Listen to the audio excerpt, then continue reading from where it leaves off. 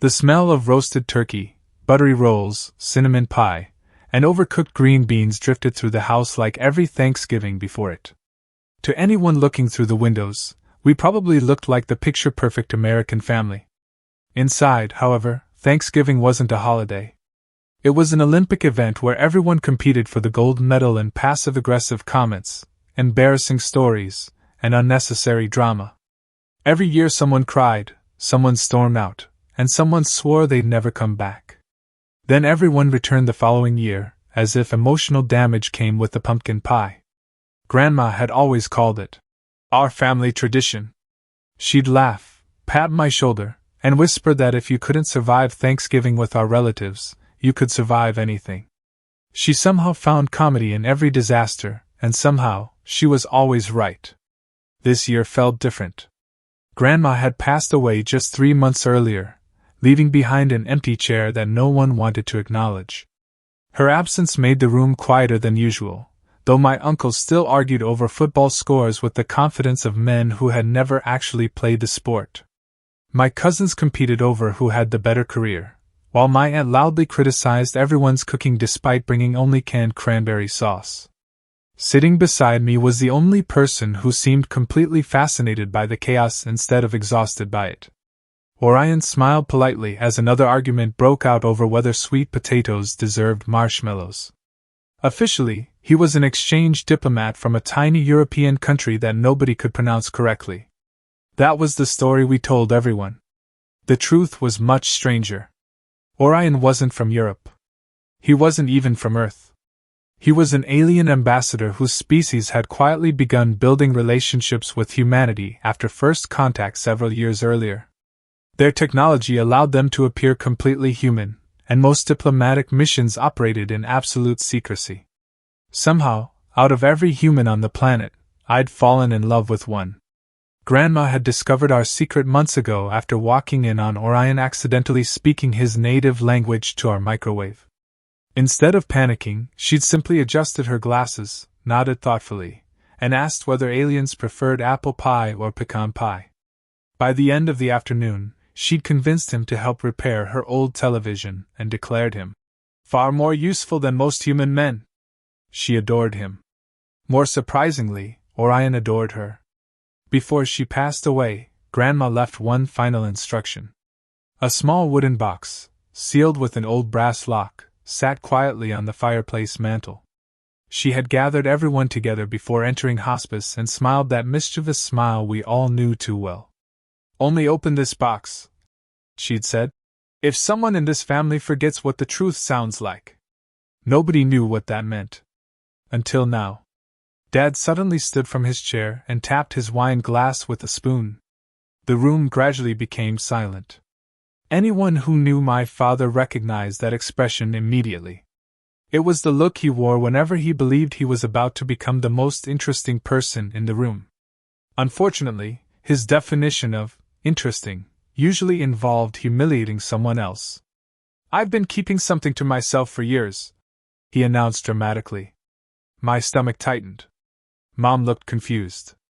Even Orion leaned toward me and whispered, "Should I activate emergency diplomatic procedures?" I quietly muttered, "Not yet." Dad took a long sip of wine before pointing directly at me. "She's not my daughter." The words landed like a bowling ball dropped onto crystal glass. Forks froze halfway to mouths. Someone dropped a dinner roll. My youngest cousin accidentally snorted mashed potatoes through his nose. Nobody spoke. Dad slowly smiled as though expecting applause for delivering the performance of his lifetime. "I've known the truth for years," he continued proudly. "I just couldn't stay silent anymore." Mom shot to her feet so quickly that her chair nearly tipped backward. "What are you talking about?" Dad folded his arms confidently. "I'm talking about the truth." Across the table, Uncle Rick quietly pulled a $20 bill from his wallet and whispered to another uncle, $5 says somebody throws gravy in under 2 minutes. Without missing a beat, Orion calmly observed the room before leaning close to my ear.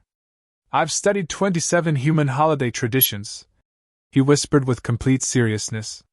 "None of the research prepared me for this level of emotional combat." Despite everything happening around me, I nearly laughed. Then my eyes drifted toward the fireplace. Grandma's wooden box. Still waiting exactly where she'd left it. The brass lock seemed almost to shine beneath the lights, as though Grandma herself had planned for this exact moment years in advance. I slowly stood, walked toward the mantel, and carefully lifted the box into my hands. Every conversation stopped. Every pair of eyes followed me. For the first time all evening, Dad's confident smile began to fade. The room stayed silent as I carried Grandma's wooden box to the dining table. Even the football game playing quietly in the background seemed less important than whatever secrets rested inside the faded oak chest. The brass lock looked ancient, but the tiny key Grandma had taped beneath the lid slid into place as smoothly as if she'd polished it yesterday. I unlocked it. The lid creaked open. Instead of jewels or stacks of cash, the box was packed so tightly that several envelopes spilled onto the table. Under them sat more than 20 old VHS tapes, each carefully labeled in Grandma's unmistakable handwriting. For a moment, nobody spoke. Then Uncle Rick picked one up and read the label aloud. Harold's Dumbest Decisions, Volume 3. Everyone slowly turned toward Dad. There were 3 volumes? My cousin asked. Dad forced an awkward laugh. Your grandmother exaggerated. Another tape appeared. Play this if Harold starts lying again. Then another. Emergency Thanksgiving evidence. Another. If someone says she's not my granddaughter. Dad's confident smile disappeared completely. No, he muttered. That one shouldn't even be in there. Mom folded her arms. Funny. I think that's exactly the one we're watching. The problem was that nobody owned a working VHS player anymore. Just as disappointment began spreading across the room, Uncle Mike suddenly snapped his fingers. I still have one in my garage! Nobody waited for permission. Half the family sprinted outside like bargain hunters chasing a Black Friday sale. 5 minutes later they returned carrying an old VCR buried beneath Christmas decorations, fishing poles, and what appeared to be an exercise machine that had never actually been used. After several failed attempts, a cloud of dust, and 3 arguments over which cable went where, the ancient television flickered to life. The tape began rolling. Static filled the screen. Then Grandma appeared, sitting in her favorite recliner with a cup of coffee and the biggest grin imaginable. If you're watching this, she said cheerfully, Harold has done something spectacularly stupid again. The room exploded with laughter. Dad immediately stood. This recording has been taken completely out of context. Grandma continued speaking as if she'd heard him from 20 years in the future. And Harold, if you're trying to stop this tape, sit down. You always make everything worse. The laughter doubled. Even Orion chuckled. I never met a strategist quite like your grandmother. The recording suddenly switched to grainy home video footage dated exactly 20 years earlier. The camera had obviously been hidden on a kitchen shelf. A much younger Dad stumbled into view wearing a football jersey, holding a half-empty bottle in one hand and waving the other dramatically. Grandma's voice came from behind the camera. So, Harold, are you finally admitting you lost the Thanksgiving football pool? I did not lose, younger Dad slurred. You finished last. I finished creatively. Grandma laughed. You owe everyone $50. Dad pointed dramatically at the ceiling. No! Next Thanksgiving. I'll get everybody back. How? I'll tell everyone. He paused for several seconds while trying to remember his brilliant plan. I'll tell everyone she's not my daughter. Grandma asked, barely holding back her laughter. Why would you say that? Because it'll shock everybody. But it isn't true. I know. The room watching the tape erupted into stunned silence. Then younger Dad proudly added the sentence that sealed his fate. It'll be the funniest prank ever. They'll talk about it for years. Present-day Dad lunged toward the television. Turn it off. He nearly reached the power button before Uncle Rick stepped in front of him. Oh no, Uncle Rick laughed. You've been waiting 20 years for this performance. So have we. Dad tried slipping around him. Cousin Emma accidentally blocked the other side. In the confusion, Uncle Mike tripped over the VCR cables, stumbled into the dessert table, and launched an entire bowl of whipped cream into the air. The whipped cream landed squarely on Dad's shoulder. Nobody could have planned better slapstick comedy. Orion calmly watched the flying dessert before checking an imaginary wrist device. According to galactic hospitality standards, he announced with complete seriousness, this family gathering has officially reached a chaos rating of 9.4. Even Mom burst into laughter. Dad stood frozen, covered in whipped cream, while the tape continued playing. Grandma's unmistakable laugh echoed from the television. Harold, she said, if this prank ever comes back to haunt you, I hope somebody has popcorn. Looking around the room at every relative laughing until tears streamed down their faces, I couldn't help smiling. Grandma hadn't just predicted this moment. She had directed it like the world's greatest comedy producer. Nobody reached for the remote anymore.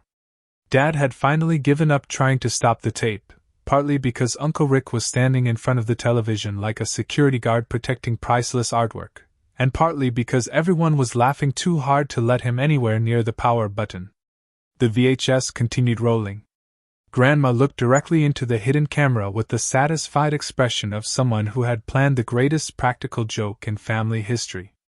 I knew Harold would eventually forget this conversation, she said. That's why I made backups. Dad's eyes widened. Backups? Grandma reached into the frame and held up 3 identical VHS tapes. If he destroys one, I have 2 more. The entire dining room erupted again. You made copies? Mom laughed so hard she had to hold the table for balance. Grandma winked at the camera. I raised Harold. I know exactly how dramatic he gets when he's caught. The tapes switched to a collection of short clips recorded over the following years. In one video, Dad confidently tried speaking French to impress visitors, only to accidentally order 3 angry potatoes instead of introducing himself. Grandma laughed so hard behind the camera that the picture shook.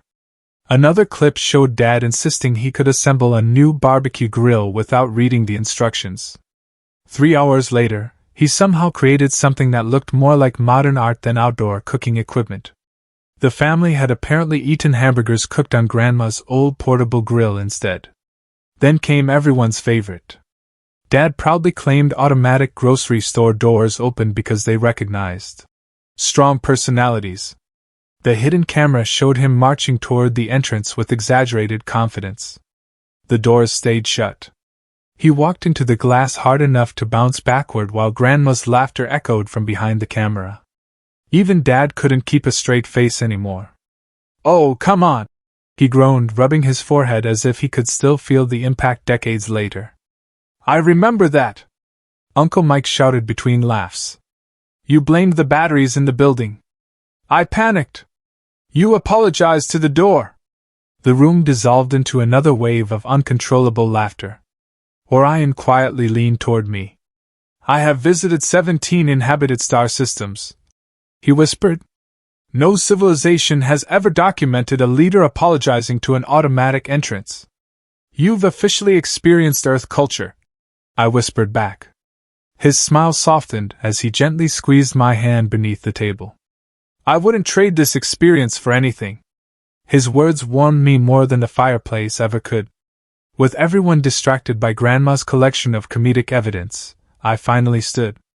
There is something I should probably tell everyone. The laughter slowly faded. Dad looked at me cautiously, expecting another surprise. I took a deep breath. Orion isn't really an exchange diplomat. Several relatives exchanged confused looks. I knew it, Uncle Rick declared. He's secretly a billionaire. No. A prince? No. A professional magician? Orion smiled politely. I am actually an ambassador, he said. Simply, not from your planet. Silence. Complete silence. Then Cousin Emma blinked. So? Yes, Orion replied. Like an alien? He nodded. Uncle Mike shrugged. Honestly, after those VHS tapes, that's somehow the least surprising thing I've heard today. The tension disappeared instantly. Questions flew across the room. What planet? Do aliens celebrate Thanksgiving? Do spaceships really go faster than light? Can you fix my Wi-Fi? Orion answered every question with patient kindness, occasionally admitting that some human movies had given people very strange expectations about extraterrestrials. Then I reached back into Grandma's box and discovered one final sealed envelope. Across the front, in Grandma's neat handwriting, were the words, "For my granddaughter, open after everyone learns the truth." Inside was a handwritten letter. My voice trembled as I read it aloud. If you're reading this, then Harold has probably embarrassed himself exactly as I expected. Don't be too hard on him. He inherited my talent for dramatic storytelling but unfortunately skipped the common sense. Laughter filled the room once again. I continued reading. And to the young man from the stars sitting beside my granddaughter, yes, I figured out your secret the first day we met. Human men never repaired my television without complaining. Everyone turned toward Orion. The letter continued. You love her with honesty, respect, and patience. That matters more than where you were born. Character will always mean more than biology. Orion's eyes shimmered with emotion. He quietly wiped away a tear before smiling at me. For the first time since dinner had begun, nobody cared about Dad's ridiculous accusation anymore. Grandma had reminded everyone of something much more important. Family wasn't built by blood alone. It was built by the people who chose to love one another, whether they came from the next town or the next galaxy. For several long seconds, no one said a word. The only sound in the room was the faint hum of the old VHS player as the tape reached its end. Then, almost on cue, everyone looked at my father. He stood there with whipped cream still clinging to one shoulder, his tie hanging crooked, and the confidence that had carried him through dinner had completely vanished. He sighed. Well, he muttered, this isn't exactly how I imagined Thanksgiving ending. Uncle Rick folded his arms with a grin. Really? You thought accusing your own daughter of not being family was going to earn you a standing ovation? Dad rubbed the back of his neck. When you say it out loud, it does sound pretty stupid. Mom raised an eyebrow. It sounded pretty stupid when you first said it, too. That earned another wave of laughter. Dad looked around the table at every smiling face before finally stopping in front of me. I'm sorry. The room became quiet again. I started that ridiculous joke after losing a football bet 20 years ago. At first I thought it was funny. Then I forgot about it. When Thanksgiving came around this year, I remembered the old prank and convinced myself everyone would laugh. He shook his head. I never stopped to think how much it would hurt you. I studied his face. For once, there wasn't a trace of pride or stubbornness left. Only embarrassment. You really are an idiot, I said. He nodded immediately. I know. Uncle Mike couldn't resist. Good news, Harold. We have 23 VHS tapes proving it. Even Dad laughed. The tension that had filled the house all evening finally disappeared. People returned to the dining table, reheated the food, and somehow the turkey tasted better than it had an hour earlier. Stories replaced arguments. Laughter replaced awkward silence. Then Orion quietly stood. I believe, he said, there is one more tradition I would like to experience. Everyone looked toward him. He reached inside his jacket and carefully removed a small velvet box. The room instantly fell silent. He turned toward me. My people believe that when two hearts choose one another, distance between worlds no longer matters. He opened the box. Inside rested a breathtaking ring crafted from a silver metal unlike anything on Earth. At its center glowed a soft blue crystal that shimmered like a tiny galaxy trapped beneath glass. Several relatives gasped. Even Uncle Rick whispered, Now that's a ring. Orion smiled at my father. I know today has been unusually exciting. The entire table burst into laughter. But I love your daughter with everything I am. She has shown me kindness, courage, and humor that I never imagined possible. I would be honored if you would allow me to ask for her hand in marriage. Every eye turned toward Dad. He stared at the glowing ring for several seconds before looking at me. Then he smiled. I've made enough bad decisions for one lifetime. Everyone chuckled. So here's one I know is right. He walked over to Orion and placed a hand on his shoulder. I don't care what planet you're from. He paused dramatically. Just promise me one thing. Orion nodded. Anything. If you ever lose a football bet. The entire family leaned forward. Don't announce that my future grandchildren belong to somebody else. The room exploded into laughter so loud that someone outside probably wondered what kind of party we were having. Orion laughed as well. I promise. My species is officially banning football wagers. Smart alien, Uncle Mike declared. I wrapped my arms around Orion, and he hugged me back with that same gentle warmth that had made Grandma trust him from the beginning. Dad cleared his throat. One more thing. He walked to the fireplace and carefully picked up Grandma's wooden box. Looking toward the ceiling, he smiled. You win, Mom. He gently patted the lid. You somehow embarrassed me after you were gone. Mom laughed. She planned that years ago. I know. Dad shook his head. And honestly, I deserved every second of it. Before everyone left, we placed Grandma's favorite pumpkin pie in the empty chair where she had always sat. Nobody cried. Instead, we smiled. It felt exactly like something she would have wanted. As we walked outside beneath the cool evening sky, Orion slipped the glowing ring onto my finger. The blue crystal sparkled against the stars above, almost as if the universe itself approved. I glanced back through the dining room window one last time. The old VHS player still sat beside the television. Grandma's wooden box rested safely on the mantel. And every member of the family was still laughing. That Thanksgiving became legendary. Not because of a cruel accusation or an old football bet, but because one clever grandmother reminded us that truth always outlasts lies, love is stronger than pride, and the best family stories are the ones that end with everyone laughing together. Grandma didn't just save Thanksgiving. She won it from beyond the grave, one VHS tape at a time.